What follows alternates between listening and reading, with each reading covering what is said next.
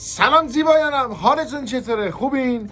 اومدم یه کار جالب انجام بدم. احتمالا شما هم دوست دارین. اومدیم حالا چیکار کنیم؟ اومدم شخصیت‌های شاهنامه با شخصیت‌های دنیای مارول و دیسی رو با همدیگه مقایسه کنیم، ببینیم کدوم یکی از اینا شبیه همدیگه هستن. همیشه گفتن ما خیلی کاراکترهای ایرانی داشتیم که اینا خیلی خفنن و چرا از اینا کار ساخته نشده. حالا تو مارول و دیسی ما داریم یه سری‌ها رو می‌بینیم که مثلا قدرت دارن، فلان دارن، ال دارن، بل دارن که خیالی هم هستن. حالا آیا اینا شباهتی به اینا دارن یا ندارن؟ بریم با هم دیگه ببینیم. برو گرفت. مورد اول، رستم و تور. چطور ممکنه؟ اینطوری ممکنه. هر دوتاشون برای خانواده هاشون جنگیدن، هر دوتاشون بسیار برای کشورشون و سرزمینشون خیلی جنگیدن. هر دوشون، ایشون گرز داره، ایشون پتک داره و از این دوتا استفاده میکنه. هر دو هم خیلی قوی هن. و البته یه نکته دیگه هم داره، هر دوتاشون یک ذره کله خرابن. اینم نکته مهم. بعدی، اسفندیار، سوپرمن. چطوری؟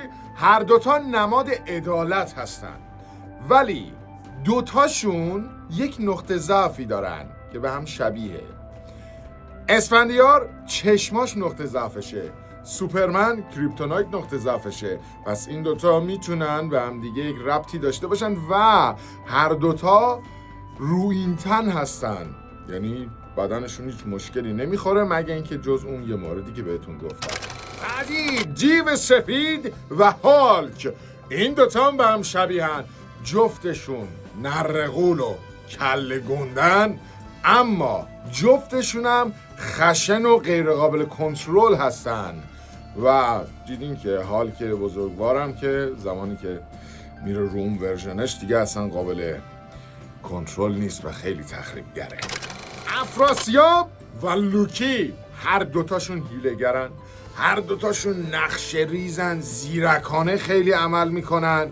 افراسیاب دشمن قسم خورده ایرانه و لوکی هم که دشمن توره. کیخسرو، واندا و اسکارلت ویچ، هر دوتای اینا، در واقع هر سه تا اینا، همه اینا قدرت‌های ماورایی دارن و خب کیخسرو میتونه آینده رو ببینه و پاکی روح رو ببینه، مشابه قدرت‌های جادویی یا روانی اسکارلت ویچ. مورد بعدی، آرش کمانگیر و هاکای. هر دوتای اینا هم که کارشون با کمانه و خب خیلی هم با غیرت. آرش که میدونین جونشو گذاشت تو تیر و زد که مرزهای ایران رو گسترش بده و خب هاکای هم که تا تونسته از خود گذشتگی کرده برای دوستاش و البته جهانه. مورد بعدی، کاوه آهنگر و بتمن. مثلا این دوتا جالبه، ولی شاید با خودت بگی که چه شباهتی این دوتا اصلا به هم دیگه دارن، کاوه آهنگر با بتمن. سر اینه که هر دوتاشون برای مقابله با ظلم داشتن تلاش میکردن و از دل مردم هر دو بیرون اومدن. کاوه آهنگر داشته جلوی ضحاک رو میگرفته و از مردم اشتفا میکرده، بتمن هم از دل مردم بیرون اومده بوده و داشته در مقابل مبارزه با فساد در گاتهام تلاش میکرده. از این حیث به هم شبیه. مورد بعدی، ضحاک و دارکساید. هر دوتاشون نماد شرن و تمام تلاششون رو کردن برای اینکه همه چیز رو نابود بکنن. ضحاک به دلیل قدرت شیطانی که در درونش هست داره به دنیا مسلط میشه و خب دارکساید هم به دلیل همون قدرت کهکشانی و ماورایی که داره به دنیا مسلط میشه.